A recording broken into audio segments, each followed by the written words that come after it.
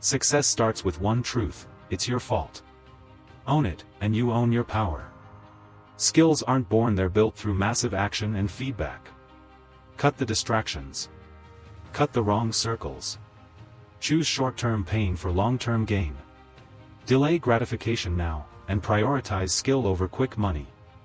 This is how you build real, compounding wealth that lasts generations. The choice is yours. Welcome back to the Deep Dive. So today we're taking this really interesting stack of sources you provided. We've got notes, articles, these personal philosophy blueprints. Right. And what we're going to do is try and synthesize a kind of knowledge shortcut. We are diving deep into what the material calls the ultimate playbook for achieving unreasonable success. And that's the core mission here. We need to be really clear. We are not here for, the generic motivational platitudes. Wow. We are unpacking the raw, unvarnished reality of what it takes to become the exception, not the rule. So this deep dive is going to focus on really 3 pillars. Okay. First, the mindset shifts you absolutely have to make. Second, accepting the true disproportionate cost of that success. And third, the specific high-volume tactics that actually get you there. And the sources. Yeah. I mean, they set an aggressive bar right from the start. They're basically demanding that if you want an extraordinary outcome, you have to commit to an extraordinary input. There's no way around it. You're trading comfort for capability. And that transformation, it doesn't start with strategy. It starts with a pretty brutal internal reckoning.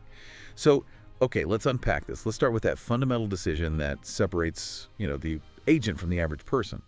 Okay, so the path to this kind of success, it seems to require this immense, almost grinding humility. It does. We see it so vividly in that anecdote from the source material about walking away from a successful white-collar career, a career built on status and education, only to take a minimum wage job. It's an intentional regression, and it's psychologically incredibly painful. You're shedding this heavy coat of status that you've built up over years. Right. The source talked about that experience, working a service job where a client comes in and, patronizingly asks something like, "So, did you go to college?" Yeah, that's a gut punch. It is, but that one question, which was intended to diminish the speaker, it provides the absolute core philosophical choice you have to make. So what is that choice internally? You've got 2 options at that moment of disrespect. Option 1 is you fight to be right. Meaning you defend your ego. Exactly. You could list your degrees, you could explain your past success, you could get into an argument, and it feels good, it validates your pain, it preserves your self-image for like 5 minutes, but it completely stops your forward momentum. And what's option 2? Option 2 is you focus entirely on getting rich, which in this context just means preserving your forward progress. You accept the temporary status dip. You recognize that the opinions of people who will be irrelevant to your future are irrelevant today. You choose progress over preservation. You choose progress over ego. Every time. That sounds incredibly difficult to do in the moment, though. I mean, we are so hardwired to protect our status. Oh, it's brutal. But once you can do it, once you accept that temporary discomfort, you unlock the ability to see one of the biggest psychological traps out there, which the sources call the blame power paradox. This seems critical to the whole blueprint. It is. Look, we all have external factors we can blame for our situation. And many of them are completely valid, right? A tough upbringing, societal hurdles, the political environment, of course. Yeah. But the paradox is this. Whenever external factor you cast blame towards, you are simultaneously casting power towards that thing. Can you break that down a bit more? How does that exchange of power actually work? Well, if you say, I can't succeed because of my race, or my gender, or my family debt, or, the current political party, you're fundamentally giving that external factor veto power over your own life. You're saying until this thing changes, I'm stuck. Precisely. The moment you blame an external agent, you're relieved of responsibility, which is comfortable, but you're also paralyzed. You swap your own agency for a justification, and justification feels good, but it doesn't pay the bills. I think the most dangerous part of this, then, is what the sources call the victim trap. We're sort of conditioned to seek validation for our hardships, right? If I tell people my life is terrible for these valid reasons, I get sympathy. And that sympathy, that emotional support, that is the short-term win you trade for the long-term game. The victim trap is It's insidious because it's so self-fulfilling. How so? The worse your life gets, the more confirmed you are that you were right all along. You gather constant evidence that your constraints are real, your struggle is justified, and you might win that short-term game of being right about why your life is hard. But you lose the long-term game of actually achieving freedom and success. You lose the war. So the goal isn't to deny that the reasons for hardship exist. It's to divorce those reasons from your future results. You have to sacrifice present validation for future success. Hashtag 1.2, accepting full accountability. Level 1 foundation. Okay, so that pivot away from blame brings us to what you called the foundation, the absolute bedrock of this philosophy. Level 1, accepting full accountability. It has to start with the statement, it's my fault. Yes. And this is where most people quit before they even start. They confuse accountability with actual fault. It doesn't mean you caused the problem. It means regardless of who or what caused the initial problem, the solution and the execution of that solution are entirely my responsibility. So for winners, hardship is just. It's just the origin story. It's what you overcome. That's all it is. Losers focus on what happened to them. Winners focus on what they made happen despite the difficulty. No one you aspire to be will care about the valid reasons you had to fail. They only care about what you build. But this takes real work to internalize, especially when we talk about things like self-sabotage, which often feels so vague, almost mystical. The sources mention battling demons. How do you translate a huge emotional concept like that into something you can actually change? This is where you have to apply a framework. The sources call it the Logic Evidence Utility Framework, or LEU. It's a tool to stop you from appealing to mysticism and force you into concrete action. Okay, let's break that down because this is something you could use today. Start with logic. Logic forces you to define the problem. So when you say, I have demons or I have imposter syndrome, you have to translate that vague feeling into a specific, observable, measurable behavior. For instance, I have demons has to become. I self-sabotage, which means specifically every time I commit to a fitness plan, I stop going to the gym after 2 weeks. Or I start showing up 10 minutes late to our critical morning meetings. It has to be something you could, in theory, videotape. So you turn this emotional story into a behavioral script. Then what's step 2? Evidence. Evidence is data. How do you know that behavior is real? Or is it just a convenient story you've adopted? You have to audit your life. Do you have actual data that this pattern stopping the gym after 2 weeks has happened 3 times in the last 3 months? Or are you just remembering one failure from 5 years ago and applying it to everything? Exactly. A lot of the time, when people look for hard evidence, they find they don't actually have enough data, which means the demon is mostly just a convenient, self-limiting story. And finally, utility. If I define the behavior and I've confirmed the evidence, how do I know if it's even worth fixing? That's the gatekeeper question. What is the utility of this problem? Does this specific behavior decrease the likelihood of hitting your most critical goal? If showing up late decreases your chance of getting a promotion, then yeah, it has low utility and you must address it immediately. But what if it doesn't? If the behavior is, say, occasionally scrolling Twitter for 30 minutes before bed, but you've already hit your 3 major goals for the day, the utility question says, disregard it for now. You stop trying to fix everything about yourself, and you focus only on the leverage points that directly increase the likelihood of success. Hashtag 1.3 conquering fear through specificity. That grounding in specifics, in data, Yeah. It's the exact opposite of how paralyzing fear operates, isn't it? Fear is always amorphous. It's the vague unknown. Fear paralyzes you with the catastrophic but undefined failure, and to conquer it, you have to make it specific. The source material outlines this highly effective process for conquering that fear of quitting or starting something massive. Which is to rigorously define the actual worst-case scenario. And not just define it, but define Plan B in vivid, granular detail. Right. Recount that process for us. So when the speaker was quitting their job to go down this high-risk path, they didn't just think, oh, I might fail. They actually wrote it down. If everything collapses, Plan B is, I will live on this specific friend's couch, or I will go find minimum wage work here, or I will drive Uber. The sources even mention these extreme, almost satirical options like stripping. Not because it was desirable. No, not at all. But because it put an absolute floor on the risk. It defined the bottom. And why is that so powerful? Why does defining the worst-case scenario in that detail help so much? Because when you look at that list of possibilities, especially in a developed country, you realize the actual downside risk is, well, it's minimal. You will not die. You will not starve. What you will do is have a terrible year. You'll learn some incredible lessons, and we'll end up with a unique, interesting story that ultimately becomes part of your success narrative. The fear is always this fantasy about losing everything forever. The reality is temporary inconvenience and massive personal growth. I have to challenge that a little bit, though. The claim of minimal risk.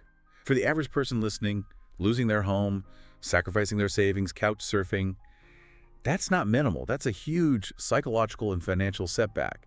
So how do you reconcile that very real fear with this philosophy? You reconcile it through what the sources call the regret switch. The regret switch. Yeah. The philosophy basically says that while the near-term risk of starting the rejection, the loss of status, the temporary financial hardship, while that feels terrifying right now, it is a guaranteed lesser pain than the guaranteed regret of looking back 20 years from now and realizing you never even tried. So you're trading the fear of rejection now for the certainty of regret later. Exactly. The short-term pain is volatile. It might happen, it might not. But the long-term regret is predictable, and it is absolute. The true danger is accepting a life you know is below your potential. That's the real risk. It completely flips the risk calculation. It has to. It's like that analogy from The Matrix. Think about the moment Neo is given the choice. He already knows the dead-end path of conformity, right? The safe, predictable, but ultimately unsatisfying life. Once Trinity opens that door, once you see the potential future self you could become, there's no going back. You can't unsee it. You can't. You are now responsible for chasing that vision, and you have to accept that to do it, you must fundamentally kill your current self. The comfortable, average, status quo preserving self for your new self to have the room and the necessity to grow. Okay, so once you make that internal choice, once you accept full agency, the very next step forces you to confront the price tag of this unreasonable success. And this isn't about, minor adjustments. This is about intentionally collapsing your painful timeline onto the present. Hashtag tag 2.1, the philosophy of suffering and delay. This is the philosophy of suffering and delay. The sources visualize it as eating the glass. Eating the glass? Yeah, imagine your life timeline.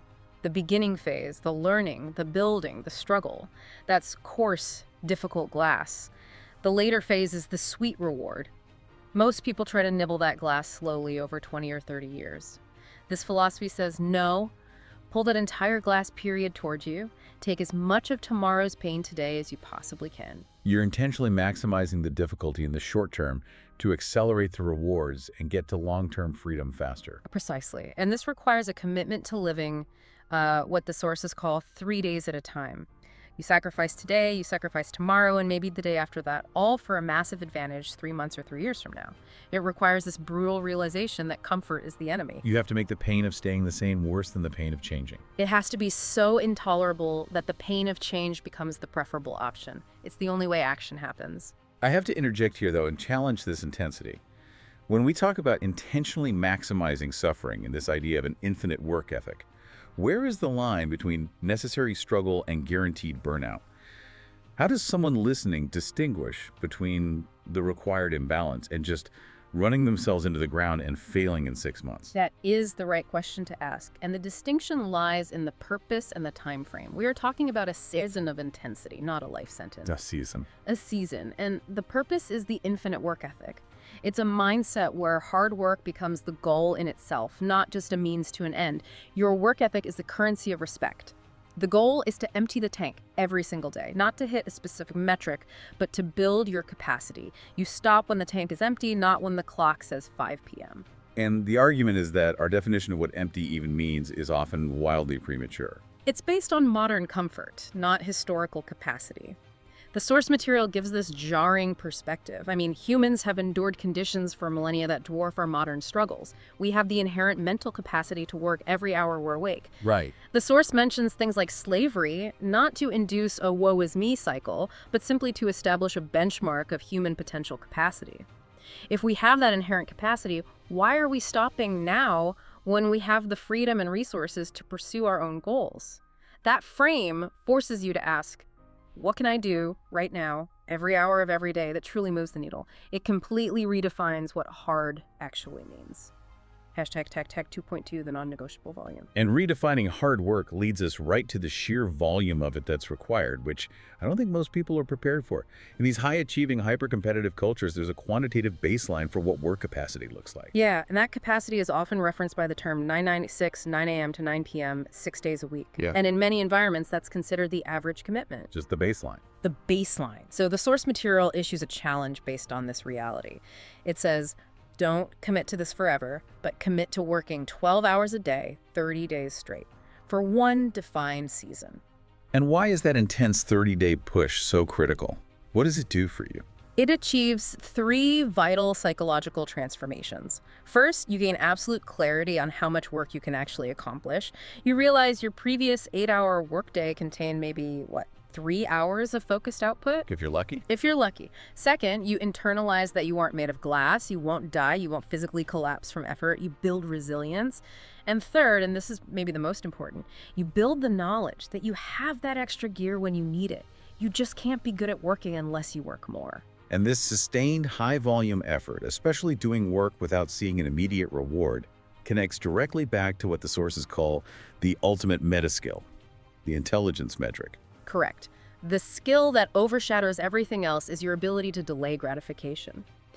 Intelligence, in this context, is just the ability to expand the reinforcement window. Reinforcement window. Yeah, most people need a reward, a positive feedback loop, within minutes or hours.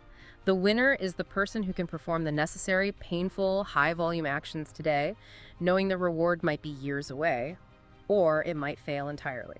That requires an enormous amount of trust in the process. It demands patience with the eventual outcome and absolute impatience with the present action. The world belongs to those who can keep doing without seeing the result of their doing. The longer you can wait for that payoff, the bigger you win when it finally arrives, because very few competitors have the emotional endurance to stay in that game with you. Hashtag tag 2.3, the myth of balance and personal excellence. This whole philosophy is just a complete rejection of the quick fix, low effort mentality. And it requires rejecting a societal ideal, the myth of balance.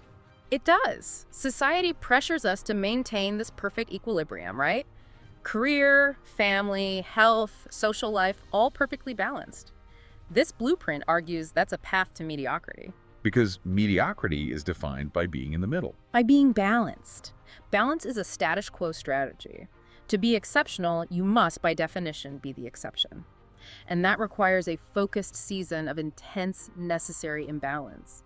If you choose the perfectly balanced life at 25, you can't be surprised when you get the perfectly average result at 45. You can have it all, just not all at once. Exactly. The sources refer to this period of imbalance as a strategic trade-off for future leverage. So the imbalance is an investment. It's a massive investment. If you work extremely hard now in this specific season to create something deeply valuable, you buy back time, money, and options later. You create a financial buffer and a physical foundation that makes later life problems so much easier to handle. The source material flat out says you solve the core of many life problems simply by getting in shape and making enough money. That leverage lets you have balance later, but on your own terms. On your terms, not the market's terms.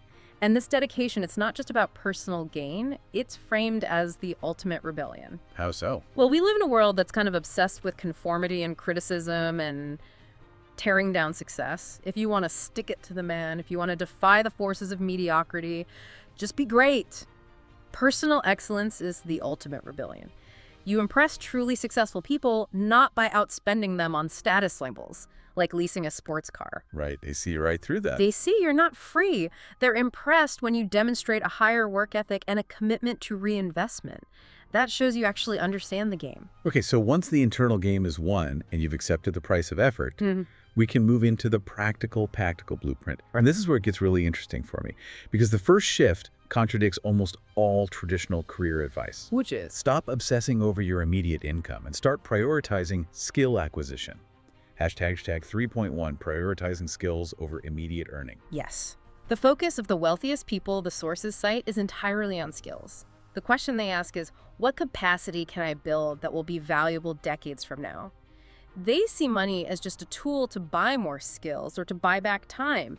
The asset you are ultimately investing in is you. You're investing your time and effort to gain experiences, and those experiences give you skills. Procedural skills. And this means you have to be impatient with your inputs, the sheer volume of activity and learning, but incredibly patient with your outputs, with the initial results and the salary. This is that earning versus learning trade-off you mentioned. It's the key pitfall. Let's analyze the choice. You can take the secure, comfortable $100,000 a year job right now, or you can take the intense skill-building internship or starting venture that pays maybe $35,000 for the first year, but it 10x's your earning potential in 3 years. And the vast majority of people choose the immediate $100,000. Why? Because they're choosing short-term comfort and short-term certainty over long-term potential. They're confusing two types of knowledge. They have declarative knowledge, they know about the market, they've read the books, they have the degree. But they lack procedural knowledge. Which is knowing how to actually execute the skill under pressure. Procedural knowledge is the only path to mastery and exponential income. Reading a book on how to fly a plane is declarative. Flying 500 hours is procedural. One is cheap, the other is incredibly expensive, but it's invaluable.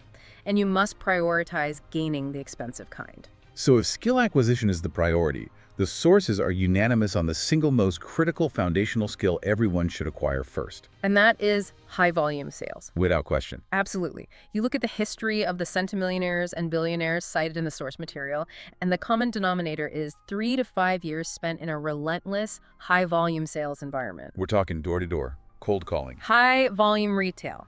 Thousands of direct conversational interactions with strangers, handling hundreds of rejections a week. So why is sales so foundational? What are the skills that it transfers? Oh, it teaches fundamental life skills. Persistence, reading body language, framing a value proposition, handling rejection without it paralyzing you, developing massive emotional resilience. I mean, if you can cold call 1,000 people and maintain your energy and focus, you can handle anything a corporate boardroom throws at you. And the success equation for this is pretty simple. It's the equation for everything, not just sales. Skill development equals volume times feedback loops. You need the volume to create the inputs, and you need the feedback loops, the rejection, the sales, the objections, to learn and refine your process. That intense volume, it naturally leads to mistakes, a lot of awkwardness. The sources argue that's a necessary tuition payment, right? The experience tax. And that early sales anecdote is the perfect example. The speaker was selling a product and made the fundamental mistake of letting a client leave to go get her credit card, actually believing she would come back. And the manager just erupted in laughter. They did. Not maliciously, but in just sheer disbelief. But the lesson was vital. You are inexperienced, not dumb. You're just lacking procedural knowledge. You have to bite into the banana, as the source puts it, make all those fundamental mistakes as quickly as possible so you can get past them. And to maintain the energy needed for that volume, the source material provided one of the most specific, counterintuitive tactical tips I have ever heard of. The high energy tool. This is pure performance optimization. A small trampoline. A small trampoline. When you're doing high volume, rejection-heavy sales calls, the goal is always peak performance. The speaker realized that your energy and your positive tone dictate the rapport you build. So the technique was to literally bounce on a small trampoline between appointments. It sounds ridiculous, but I could see how it would be effective. It sounds absurd, and the speaker admitted it felt foolish. But try to be in a bad mood or sound low energy while you are physically jumping on a trampoline, you can't do it. Right. It maintained high physical energy, a positive tone, and made pivoting from client objections and just maintaining momentum through 10 rejections in a row so much easier. It's a physical hack to control your emotional state. Hashtag tag 3.3, accelerating the timeline through others' mistakes. Okay, so that level of tactical improvement learned through sheer hard volume, that's the precursor to what this philosophy calls the biggest shortcut available. Which is accelerating your timeline by learning from others' mistakes. Paying down the ignorance tax. Exactly. The ignorance tax is the debt you pay, and that debt is the distance between where you are and where you would be if you already knew how to do it correctly. This tax is incredibly expensive. Resourcefulness isn't about having unlimited resources. It's about leveraging the lessons that other people have already paid for with years of their own failure. The $10,000 mastermind story is a perfect example of this. Paying to skip 5 years of failure. Yes, the speaker was planning to open a gym, which is a notoriously failure-prone business. So instead of starting blind, he paid $10,000 to join a mastermind group for established gym owners before he even signed a lease. Why? To learn all the common, costly mistakes, the pitfalls of the wrong location, the maximum percentage of revenue you can spend on rent, the optimal size, the best staffing models. He basically pulled 5 years of predictable failure forward into a single weekend discussion. That's it. He invested $10,000 to save hundreds of thousands in wasted money and effort and 5 years of his life. That money bought him procedural knowledge that was immediately applicable. It was an unfair but entirely earned advantage. And you can leverage this through the mentor approach. Yeah. How do you access that kind of knowledge from people ahead of you without just being a burden? You have to humble yourself and reframe the relationship. Successful, busy people are short on time, but they appreciate status. So you frame your approach as be a mentor, which appeals to their status and validates their journey. And then you ask constant, specific, why do you do that? Questions. You're gathering data points, not asking for management. You're gathering ideas, you take them, you use them. If they don't work for you, you toss them. If they work, you keep them. It's rapid iteration built on the backs of giants. Hashtag 3.4, mastering speed and focus. That obsession with rapid iteration brings us to the final tactical pillar, mastering speed and focus. And focus is the foundation here, but we often define it incorrectly. Focus is not measured by the number of things you say yes to. It is measured by the number of things you say no to. That's a huge distinction. It's everything. If you are starting, you must say yes to one thing and no to everything else. No to most networking events, no to unrelated social outings, no to side projects, no to optimizing something that's irrelevant. Probably sounds arrogant to some people. It's more arrogant to think you can achieve extraordinary results while splitting your effort. It's arrogant to think you can beat someone who does one thing with all their effort by doing 5 things at once. You have to achieve hyper-focus for a season. And to make that focus quantifiable, you use the technique of the work timer. Okay, walk us through the mechanics and the psychological impact of the work timer. It's a ruthless assessment tool. You break your tasks into estimated time blocks, say 20 minutes to draft an email, 45 minutes to analyze data. You hit start on a timer. The rule is simple. If you get distracted by anything, Slack, an email, an urge to check your phone, you pause the timer. And you only resume when you're 100% focused again. Exactly. And the revelation is you are forced to confront the massive gap between how long you think you're working and how long you're actually producing output. You realize that the task you thought took you 60 diligent minutes actually registered as only 18 minutes of focused work. Wow. That data forces immediate behavioral change because you have an honest scoreboard now, and the ultimate application of that focus is velocity, rejecting arbitrary deadlines. Pulling the future forward. Constantly. You have to question every single timeline aggressively. How can I make this take less time? If a standard department runs on a weekly cadence, ask your team to finish tasks by noon instead of the end of the week. Change your decision point from end of day to end of hour. If you can make 14 decisions in the time your competitor makes 1, you gain this massive compounding advantage. This intense focus and speed, it inevitably forces a collision with the external world, specifically with your social life and the pressure to conform. This is that period of isolation the sources call the cost of the lonely chapter. Hashtag 4.1, the cost of the lonely chapter. It's a brutal but necessary chapter. You're accelerating so quickly that you don't fit in with your old friends anymore. They want you to stay average because you're successful. Well, it challenges their choices. But you haven't achieved enough yet to fit in with your new aspirational reference group. Exactly. You're not one of them yet either. So you're in this transition, you're isolated, and it is deeply uncomfortable. And the sources are clear that your future success hinges entirely on how you manage this period and who you choose as your reference group. It determines the trajectory of your life. Your reference group, the 5 people you compare yourself to, they set your norms. If your current friends demand that you stay comfortable, they are the single biggest risk to your future. You have to prioritize your 10-year goal over your current social life. That's a hard truth. It is. Your friends want the version of you who best serves them. The fun, reliable, predictable version, not necessarily the best, most successful version of you. So you need to apply a pretty brutal diagnostic tool here. The friendship test. You have to. If having a person in your life makes it less likely you hit your goals, you must remove or distance yourself from them.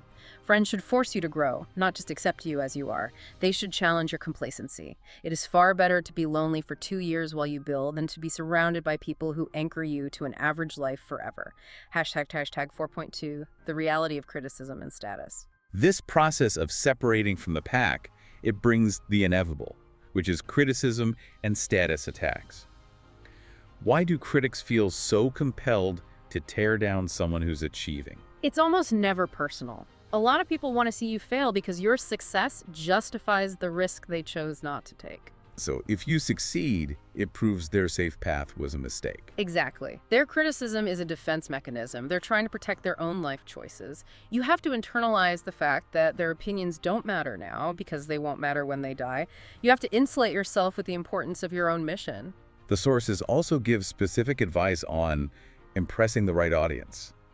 If you're trying to impress truly successful people, how do you do it? You do it with work ethic and reinvestment, not with purchased assets. If you lease a $5,000 a month Ferrari, every wealthy person you meet knows you are not financially free. They just see the payment. They see you as someone who should be reinvesting that cash into productive assets. They are impressed by the fact that you drove a used car while you were building a $10 million business.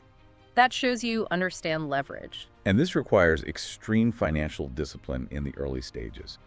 We have to detail the frugality frame. This is non-negotiable. Rule 1. If you have less than $100,000 in liquid savings, you stop eating out. Period. You use discount groceries. This isn't just about saving a few dollars, it's about shifting your mindset away from comfort spending. And the real cognitive hack is applying the labor value test to every single purchase. Yes. When you're shopping, reframe the price of an item by the number of work hours post-tax it took you to earn it. Let's say you make $15 an hour. After taxes, that's maybe $12. A $5 coffee is 25 minutes of your life. A $20 dinner out is almost 2 hours of your life. Wow. When you stop seeing $20 and you start seeing 2 hours of your irreplaceable time, your behavior shifts radically away from these unnecessary impulse buys. Okay, shifting from external protection back to internal strength. The ultimate goal isn't just winning sales through high volume, but building an asset so powerful it creates its own demand, becoming too good to fail. Right. Most people are obsessively focused on optimizing sales copy, tweaking conversion rates, running ad campaigns. They're focused on the mechanism of selling. This philosophy argues that the ultimate leverage is product quality. Making something so good that word of mouth is inevitable. You make your product or service so exceptional, so high value, that anyone who experiences it just has to tell somebody else. That word of mouth reputation is self-sustaining leverage. The book launch, cited in the sources 100 million offers, is a perfect example. It was intended to be an internal document, just crafted to be the single best resource on its topic. And it sold out immediately with zero paid marketing. And it continued to sell thousands of copies a day, purely off reputation. That's the power of being too good to fail. So what's the core rule? Sales gets you one customer. Delivering an exceptional product and maintaining an exceptional reputation gets you every other sale after that. Building that great reputation is the hardest, most time-consuming effort, but it's the most valuable long-term asset you can possibly possess. As we move into the final section of this blueprint, we have to address the longevity issue. How do you maintain this high volume, high standard life for a decade or more? It seems to start with aligning your actions with a bigger infinite game identity. Hashtag 5.1, the infinite game and identity. Longevity requires a constant commitment to procedural knowledge. We talked about this earlier. Declarative knowledge is knowing about something. Procedural is knowing how to execute it flawlessly. And that only comes from repetition and struggle and consistent action. Not just reading about it. Never. And when you're in that struggle, you have to frame your life not as a finite game with a clear finish line, but as an infinite game. And what's the win in an infinite game? The win is simply staying in the game and continually contributing to your character. Your character, your habits, your discipline, your resilience, that is the only asset you truly get to keep until you die. So if you make character the daily win, focusing on, did I contribute to the person I want to become today? Then you can never lose. That links directly back to this idea that your identity isn't fixed. It's pliable. It's derived from your actions. Doing is being. Historically, identity was defined by action, right? John the Miller, John the Carpenter. Identity isn't some fixed philosophical core you have to find. It's just a description of what you do. So if you want to be different, you have to do different things. And the identity follows the action. If you label yourself bad at math your whole life, you will live that reality. If you change the action, spend 30 minutes practicing math every day or run every morning, the skill and then the identity will inevitably follow. Hashtag 5.2, hard is not forever, but you must find the pain. That reframing offers some comfort in the face of all this difficulty we've discussed. Hard is not forever, but you have to be willing to endure the rocky cutscene. The good news about bad times is that they end. But the price of admission is enduring that rocky cutscene, which in real life can last for years, not the few seconds you see in a movie montage. The difficulty of the task is proportional to the reward. Exactly. If it's hard, that's not a sign to quit. It's confirmation that the reward is valuable and that the effort is making you harder and more capable. And the hardship ends in one of three ways, right? Right. Option 1, you quit, the pain stops, but you accept a lower ceiling on your life. Option 2, you break through to a soft patch and things get easier for a bit. Or option 3, the winner's path. You get so much stronger and more efficient that you just keep chiseling harder, regardless of the terrain, because you have become the asset. This forces us back to that concept of growth pain, the bodybuilding analogy. You have to find the pain and suffer, because that suffering is what signals and forces the necessary change and improvement. You cannot grow by staying comfortable. That pain is the signal of efficacy.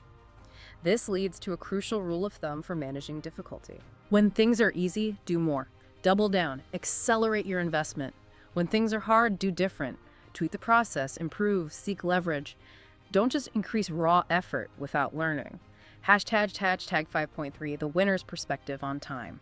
Finally, to maintain the patience and effort for this multi-year grind, we have to adopt the winner's perspective on time. This is so important. Most people tragically overestimate what they can accomplish in a year, and they catastrophically underestimate what they can accomplish in a decade. Right. If you stop the obsession with the short-term win and you simply make reasonable, compound bets on yourself, consistently applying the volume and focus we've discussed, a 10x goal in 10 years becomes mathematically inevitable. And you have to instill urgency by accepting the psychological reality, the halfway point paradox. Yeah, think about how your perception of time speeds up. A year is a massive percentage of a 5-year-old's life, but it's a tiny fraction of a 40-year-old's. So as that percentage shrinks, your psychological lifespan accelerates. Adjusted for that perception, the psychological halfway point of your adult, productive life is closer to 21 than it is to 37. That should create some urgency. It has to. It's about cheat coding the perspective of your 85-year-old self into today. When you ask that wise, elderly self what they care about very little. They don't care about the ego fights, the minor criticisms, the short-term status games. So why not just adopt that perspective now? Exactly. Why not cheat code that perspective into today and realize that life is literally too short to worry about conforming or listening to critics who will not matter in 5 years. Hashtag tag outro. This blueprint it's a relentless call to action. It demands that you figure out precisely what you want, that you ruthlessly ignore the opinions of others, and that you apply so much disciplined, focused value that it would be unreasonable for you to not be successful. You have to commit to killing your current comfortable self so that your new exceptional self has the room to grow. Success is not handed out. It is bought with intense effort and sacrifice. And the final provocative thought we want to leave you with today comes straight from the source material. The things that make you comfortable today are the things that will make you uncomfortable for a decade. If you want to be a rebel, be excellent. Ask yourself today, right now, what is the single biggest distraction, comfort, or low utility behavior that I must eliminate right now to change the entire trajectory of my life? The answer to that question is your next assignment.